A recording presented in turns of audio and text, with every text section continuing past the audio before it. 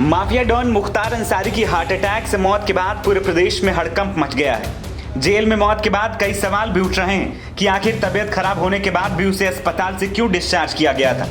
वहीं इस बीच पोस्टमार्टम कराने के बाद उसके शव को दफनाने की तैयारी की जा रही है। परिवार के कुछ लोग इस दौरान कब्रिस्तान में मौजूद भी हैं। वहीं जेल में बंद बेटा अब्बास अंसारी कोर्ट दर कोर्ट पिता के जनाजे में शामिल होने के लिए गुहार लगा रहा है। वहीं मुख्तार की पत्नी आफसा अंसारी अभी भी फरार है। उसके ऊपर 75,000 का इनाम घोषित है। पुलिस अब तक उस तक नहीं पहुंच सकी है, लेकिन अब उसका पति मुख्तार इस दुनिया से रुखसत हो गया है, तो क्या अब अपने पति के जनाजे में शामिल होने आफसा आएगी या फिर अतीक की पत्नी शाइस्ता की तरह वो भी फरारी काट जाएगी। बता दें कि मुख्तार का पूरा परिवार जेल की हवा खा चुका है, लेकिन उसकी पत्नी आफसा अंसारी अभी भी फरार है। उसके ऊपर 75,000 का इनाम घोषित है और कई मुकदमों में पुलिस उसको तलाश कर रही है, लेकिन अभी तक वो पुलिस के हत्थे नहीं चढ़ी है। मुख्तार का एक बेटा अब्बास अंसारी अभी भी जेल में बंद है।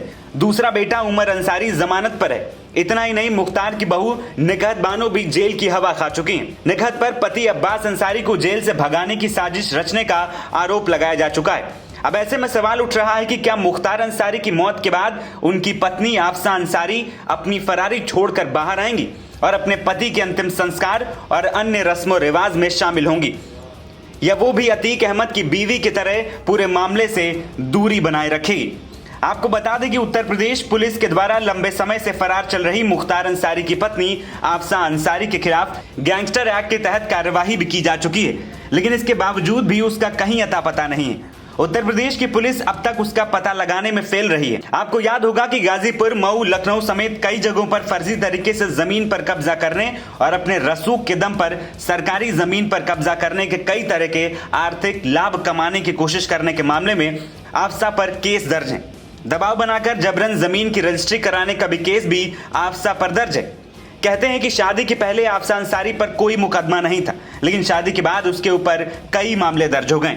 अब वो गैंगस्टर एक्ट, रंगदारी सहित दर्जन भर मामलों में वंचित चल रही है। लोग बताते हैं कि आफसा अंसारी गाजीपुर जिले के यूसुफपुर मोहम्मदाबाद के दर्जी मोहल्ले की रहने वाली थी।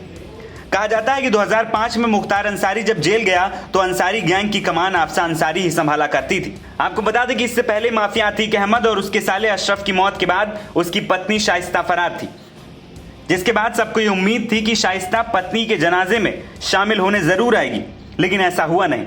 वहीं मुख्तार की मौत के बाद भी उसकी पत्नी फरार है, जिसको लेकर कई तरीके की बातें की जा रही हैं। गाजीपुर के कालीबाग स्थित कब्रिस्तान में मुख्तार अंसारी दफन किया जाएगा। इसको लेकर जगह का चयन भी किया जा चुका है और कब्र भी खोदी जा चुकी है।